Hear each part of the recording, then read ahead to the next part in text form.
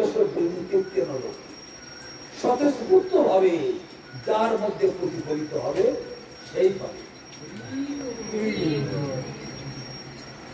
বৃষ্টি কোথায় হবে কারো বাপের ক্ষমতা নেই বলা।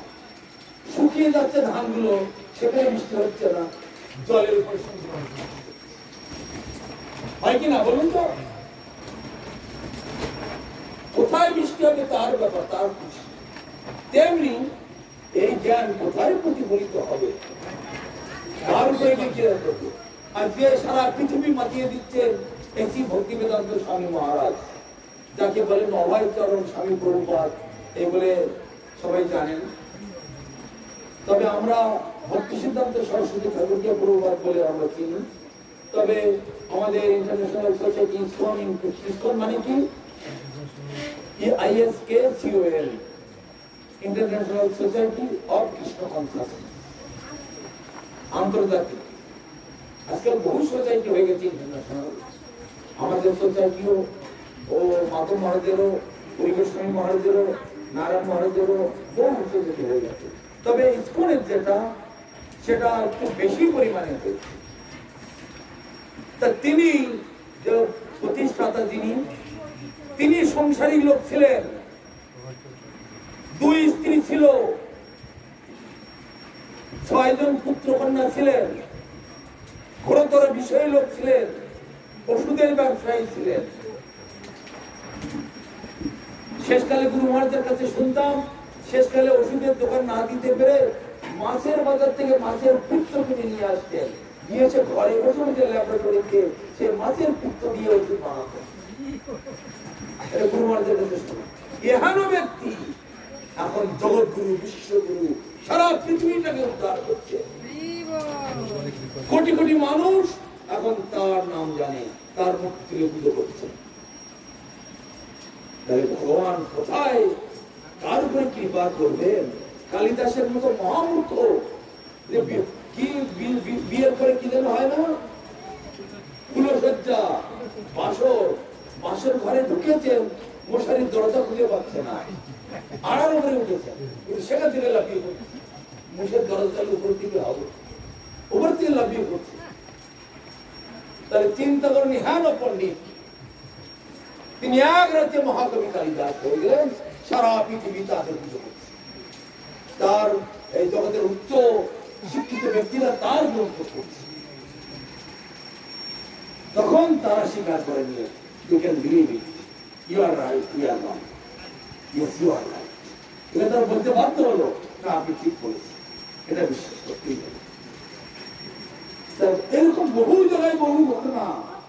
জার্মানির এই ঘটনাটা শেষকালে ওরা কি করলো, আপনারা যাকে সভ্য বলছেন এইগুলো সভ্যতার পরিচয় নয়। সভ্যতা হচ্ছে back to god head, back to home.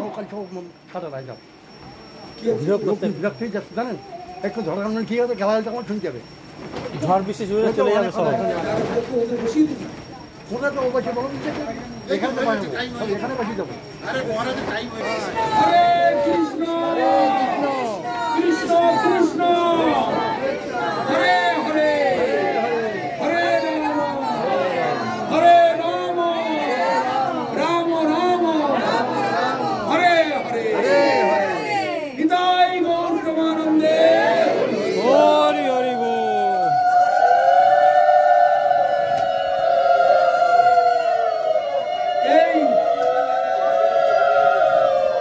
এই প্রাকৃতিক দুর্যোগের হাত থেকে জলজাহাজে যখন আন্দামানে যাচ্ছিলাম, জলজাহাজে বিরাট ঝড় তুফানে পড়ে গেছিল। এই হরিনাম করতে করতে ঝড় বন্ধ হয়ে গেছিল, লোক কিনে পাগল হয়ে যাচ্ছিল। আকাশে প্লেনে যাচ্ছে, আগুন ধরে গিয়েছে।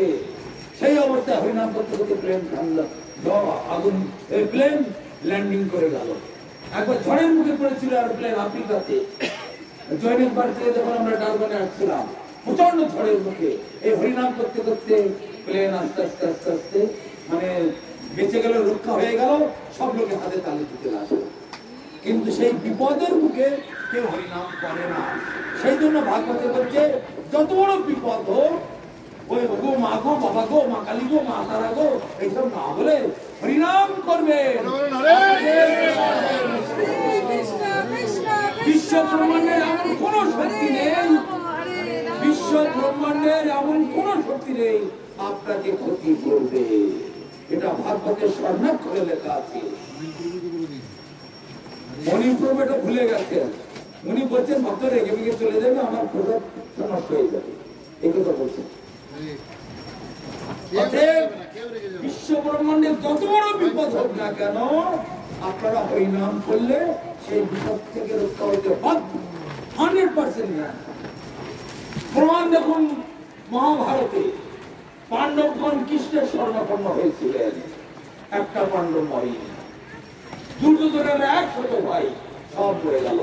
কৃষ্ণের 11 লক্ষণী সেনা, নারায়ণী সেনা, 1 লক্ষণী মানে 1 কোটি, 11 লক্ষণী মানে 11 কোটি নারায়ণী সেনা।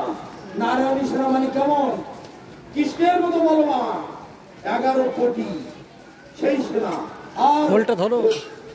আর ওদিকে হস্তিনাপুরে যত সেনা ছিল সব পাণ্ডবরা তো ভিখারি, বনে জঙ্গলে ঘুরে ঘুরে বেড়াতো, তাদের বন্ধু বান্ধব জোগাড় করে নিয়ে তারা যুদ্ধ করেছিল।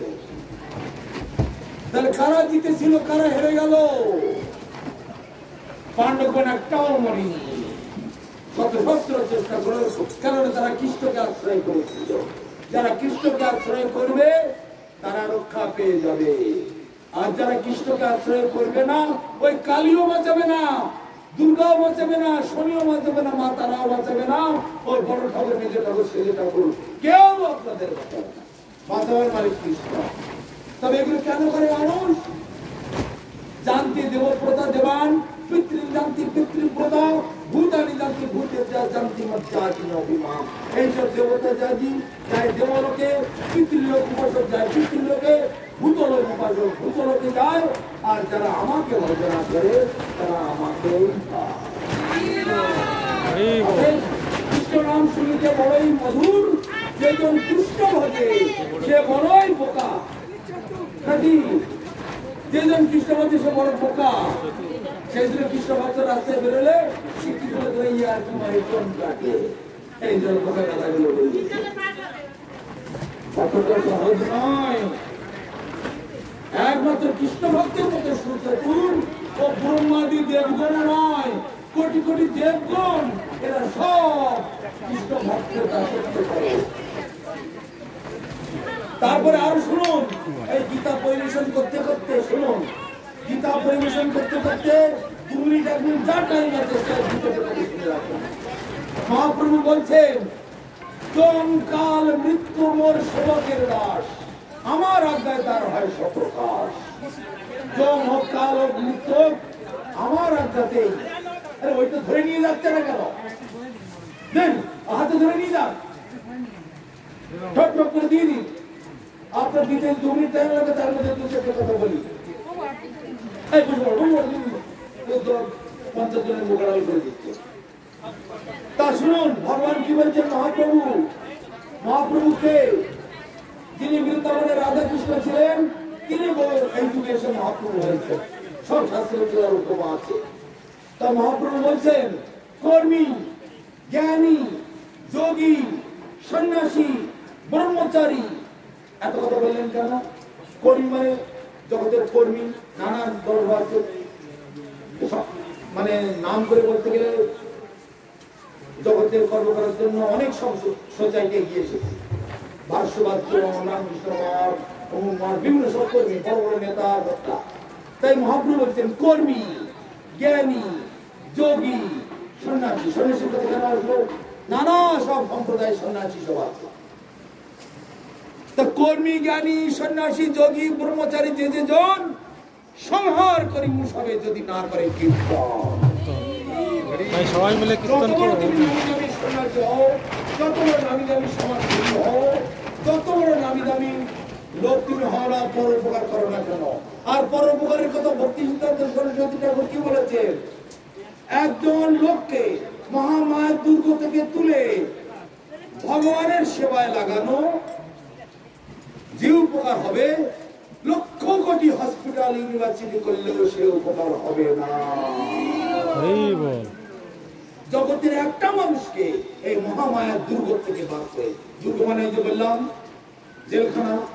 আর একটু আগেই এটা বলা হয়নি, দুর্গা, এই দুর্গা কথাটা কোথা থেকে এসেছে?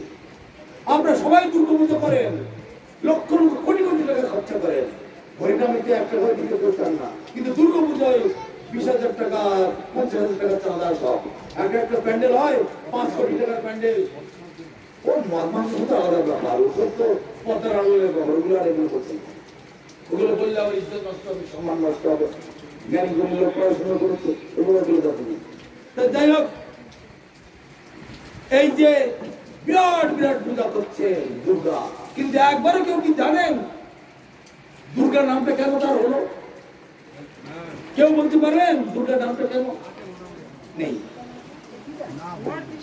দুর্গা পূজা করছে, শেষ হয়ে গেল সব, কিন্তু দুর্গাকে তাকেও চেনে না। দুর্গা নামটা এসেছে, শুনে যান, দুর্গ থেকে দুর্গা হয়েছে। এবার দুর্গ কথার ইংরেজি কি বলুন? দুর্গ কথা জানেন না? ফোর্ট মানে দুর্গা, দুর্গ। আগ্রা ফোর্ট, তারপর রেড ফোর্ট, লাল কেল্লা, আগ্রা কেল্লা, এসব হয়েছে না? এই ফোর্ট মানে হচ্ছে দুর্গ। দুর্গ মানে দুর্গম এলাকা, যেখানে ঢোকা কঠিন, বেরোনো কঠিন। ঢোকা যেমন কঠিন, বেরোনো ততপেক্ষা অধিক থেকে অধিকতর কঠিন। সেই দুর্গের যিনি কর্ত্রী, দুর্গের যিনি ম্যানেজার, দুর্গের যিনি ইনচার্জ, তিনি হলেন দুর্গা। সে দুর্গ কোনটা? যেখানটা আপনারা বাস করছেন। এবার আপনারা বলবেন তাহলে এটাকে বলা হয় জেলখানা বা সংশোধনাগার।